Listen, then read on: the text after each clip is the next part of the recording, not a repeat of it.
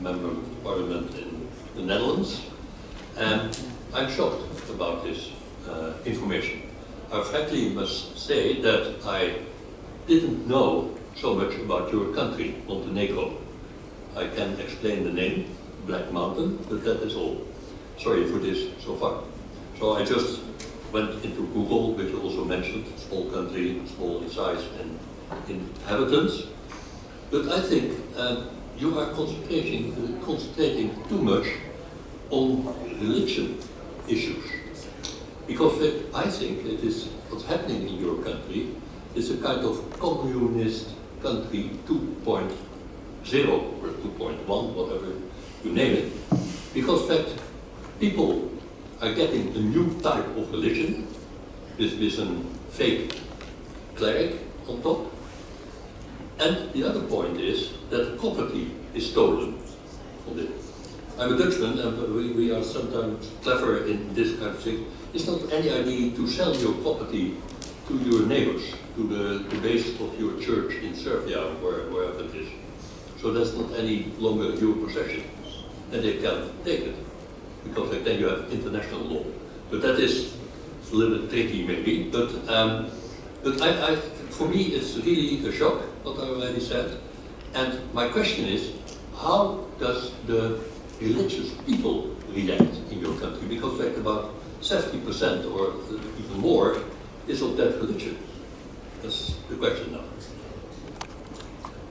About the reaction of the people, I mentioned that first month it was every night, now it's twice a week. We have tens of thousands of people on the street, every evening. You can imagine in a small country, what does it mean when in a city of 30,000 inhabitants, 12 or 13,000 people is on the street. Almost all Christian adults. So I would say that people reacted very well in the way of their freedom of expression of religions or religion, and as defenders of their faith and their church. But you must understand, I told you in my introduction part of my speech, that Mr. Djukanovic controlled all the state institutions in a way communist done in previous times. So, judiciary, prosecution, police, media, everything is under control. Everything is under control. It is very easy in a so small country to fight against the state, because the state is a party, private state. So, for example, Mr. Knežević and the leader of Democratic Front, the biggest opposition group in Montenegro, Mr. Andrija Mandić, have been accused in one false trial. I would say it's a Monty Python show. But on that trial, for a fake coup d'etat, they got 5 years in jail. It is not finalized, of course, there are few steps, but I want to show you in which way Mr. Djukanovic fight his opponents. That's the way. So that's the why we ask for help from international community, because Mr. Djukanovic is a very experienced politician, knows that his country is not so interested to the other countries, but he will do anything they ask from big countries, from him, on the international scene, political scene. So, for example, at the moment when Kosovo declared independence, in Montenegro, according to the polls, 85% of the people was against. But he recognized Kosovo. It was a big favor for some countries, big countries. Later, again, against the will of most of the people, Montenegro joined NATO. Those two favors was his safety card, I would say so, in a foreign affairs, because he is acting as a player of international community in the region. In the last few years, I'm sure that our friends from international community realized who is really that person, because he's also one of the chiefs of the criminal activities in Montenegro, because maybe you haven't heard so, but Montenegro is one of the most important points on the global network of drug smuggling. So tons of cocaine are smuggled by the Montenegrins, and we are.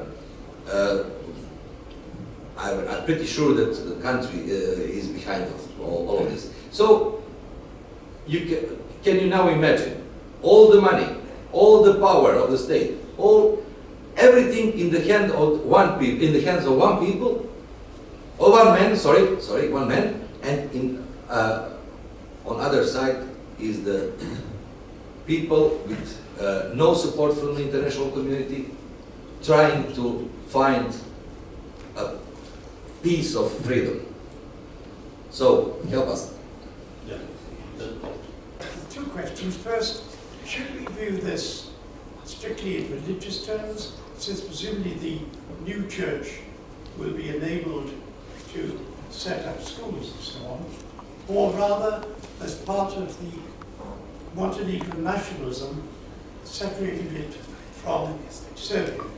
That is, which is the proper interpretation, recognizing, of course, the role of Russia in intervening from Serbia into the elections. Secondly, whether the various possibilities of taking action against this legally have been exhausted. You say it's gone to the Venice Commission, that presumably the MP whose passport was confiscated could take it here to Strasbourg, to the Assembly, to say that his rights have been denied. There is Article 9 of the Convention. There are other forms of pressure, NATO query, but more particularly, Montenegro is seeking to join the European Union, and therefore will have to satisfy the various democracy tests of the European Union. So this might be used as a weapon against Montenegro's accession to the European Union, which is problematic in any event.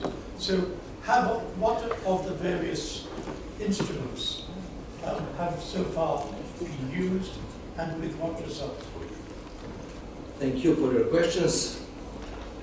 What can you do for us? We definitely need international support. So, in your parliament, in the Dutch parliament, you can initiate some statement as a kind of pressure on Montenegrin government, because they understand very well that mode of dealing with the international community. They are very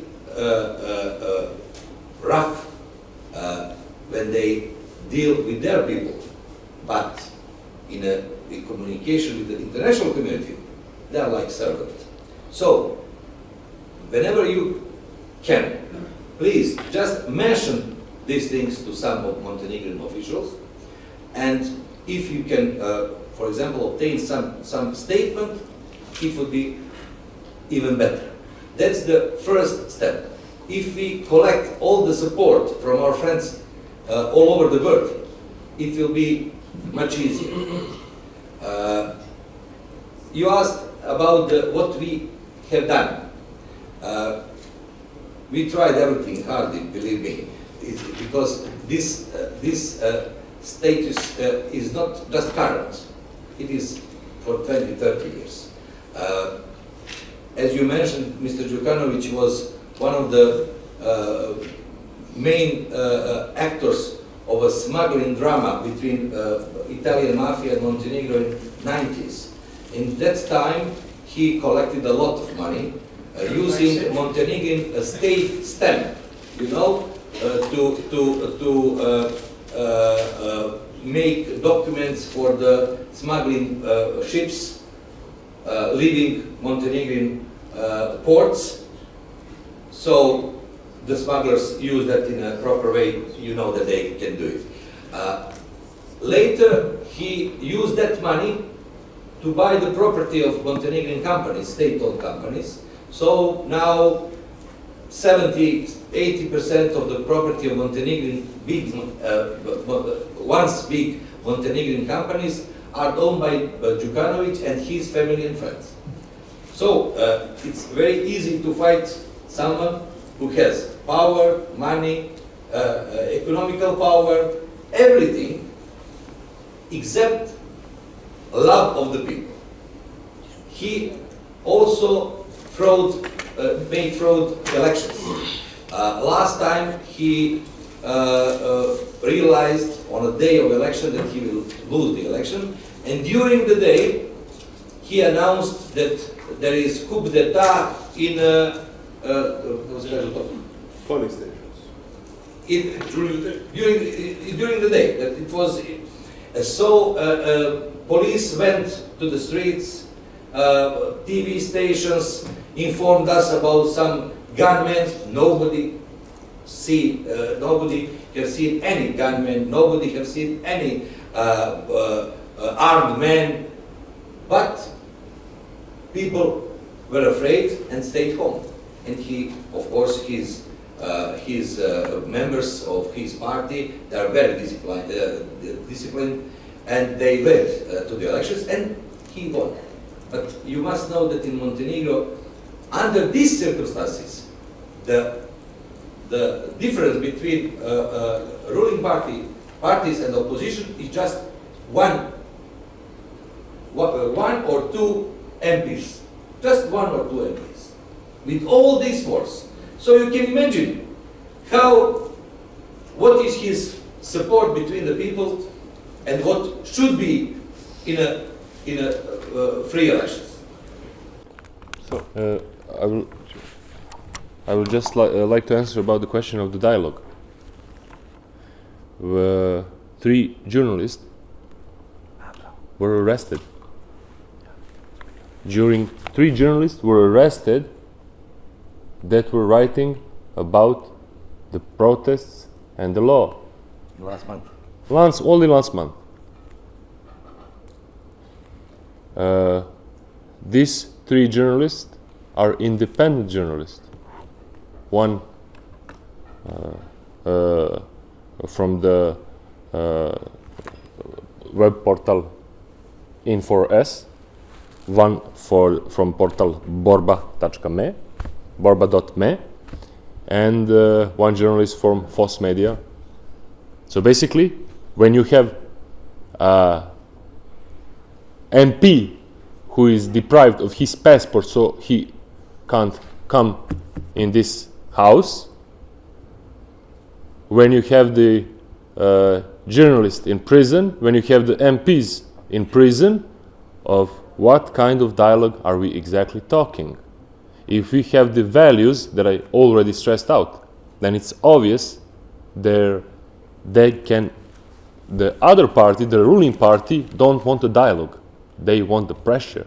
And this is why I'm calling this law anti-law, anti-justice, anti-European values. Considering what Mr. Radunovic told about the last election and alleged Russian influence on the election day, I must stress out that now all the major international players have the same picture of this event. As you know, the State Department withdrawn their statement after the verdict. As you know, we have in this process CIA Chief of Station of the Middle East back then, who was witness of the prosecutor and who didn't confirm the prosecutor's statement in the indictment. So basically, nobody who is serious in Montenegro, in the region, in the Europe, in the world, doesn't see Russian interference in the election day. We have police arms in police house. It was basically some kind of media coverage. We have some, and when we discovered all these facts, we get the key witness, and the key witness is the convicted murderer on the Interpol red warrant, right now in prison, happily, and a man with psychiatric problems. He was the main and key witness. I myself questioned him for more than 6 days. So, basically, we have anti-European value law, anti-dialogue government that don't want to make dialogue, that they want to make arrest. So,